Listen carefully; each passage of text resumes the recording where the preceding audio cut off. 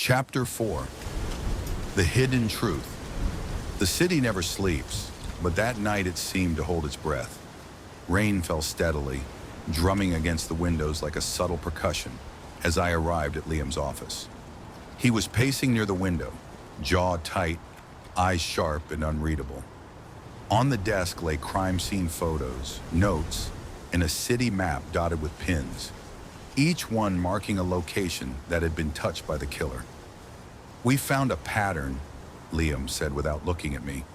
"The killer isn't random. They're organized, methodical, and have been at this for years."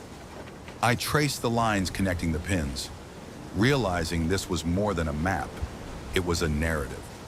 Every victim, every book, every annotation carefully placed. The killer wasn't leaving clues just for authorities. They were communicating, orchestrating a story only someone paying attention could follow. Liam handed me a notebook filled with coded sequences. At first glance, it looked chaotic, almost overwhelming. But as I studied the symbols, a rhythm emerged. 3 letters, pause, 2 letters. Repeated sequences forming a language, a heartbeat of crime. "It's like music," I whispered, breathless. "Exactly," he said, leaning closer. Our shoulders brushed, and the contact sent a jolt through me. The thrill of the chase mingled with something else, a tension, a pull I couldn't ignore. "You see it. You understand it. That's why you're here." We spent hours dissecting the patterns, connecting letters, symbols, and dates. Every detail mattered. Every brush of his hand, every shared glance heightened the intimacy between us. The danger, the adrenaline, the mystery, all of it fused with the attraction growing between us. The hidden library. Later we visited a long-forgotten library on the edge of the city, marked on the map. The building was abandoned, its windows boarded, shadows pooling like ink in corners. The smell of old paper and mildew enveloped us as we crept inside. Beneath a loose floorboard, we discovered journals and letters detailing past victims, crime sequences, and ritualistic methods. Every page revealed precision, artistry, and terrifying intent.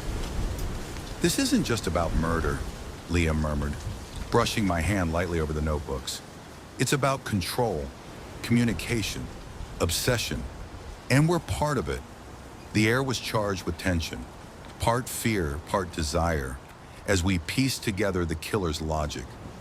Every brush of our hands, every leaning over papers, every whispered observation created a rhythm of its own, a silent dialogue that only we understood.